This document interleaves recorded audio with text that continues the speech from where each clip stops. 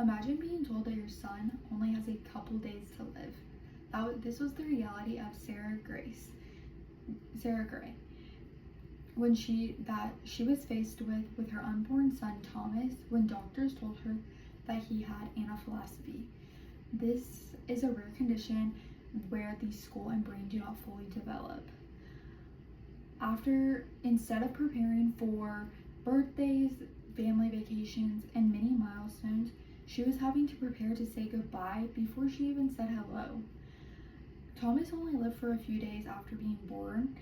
During this time, Sarah and her husband made an incredibly selfless decision to donate Thomas's kidneys. These kidneys saved two children's lives and gave them a second chance at life.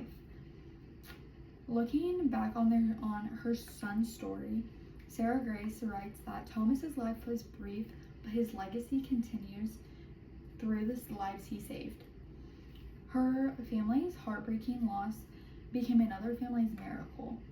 Sarah has become an advocate for organ donation since this, and she travels around the country sharing Thomas's story and encouraging others to register to be a donor. She believes that one decision can create hope for countless families. Unfortunately, these stories are not always enough, and that is why the United States has a growing shortage of organs. Today, more than 100,000 people are waiting for an organ transplant. According to Health Services and Administration, about 17 people die each day waiting on a transplant. Those are not just statistics, they are patients, parents, children, spouses, friends, neighbors, whose lives depend on someone else's willingness to donate their organ.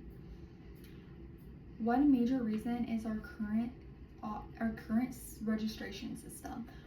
The United States currently uses a opt-in system, which means that you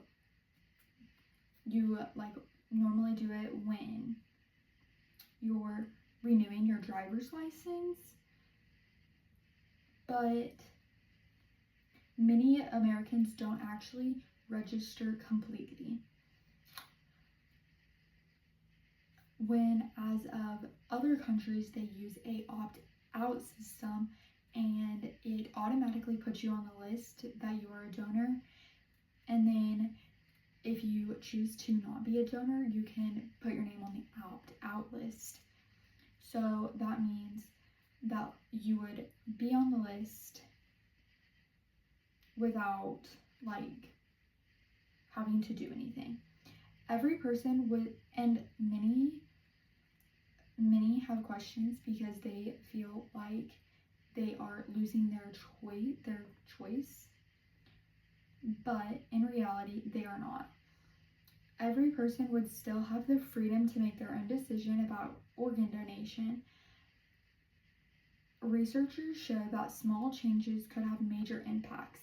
Economicist Albert Addick and Sebastian Gay found that presumed consent legislation is associated with higher organ donation.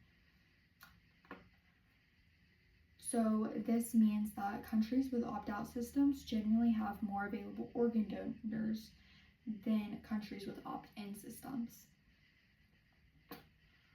Dr. David Klassen, former chief medical officer of the United Network of Organ Sharing, explains organ donation remains the best treatment for many patients in end-stage organ failure. Without donors, thousands of patients never receive the life-saving opportunity. Some people worry about the opt-out system taking away personal choice, which this is understandable, but it is not accurate. An opt-out system would not force anyone to donate organs. Every individual would still have the legal right to remove themselves from the donor registry at any time. Families would continue to discuss their wishes, and personal, cultural, and religious beliefs would still be available, and they would have the right right to remove themselves from the donor registry at any time. The policy simply changes the default while preserving everyone's freedom to choose.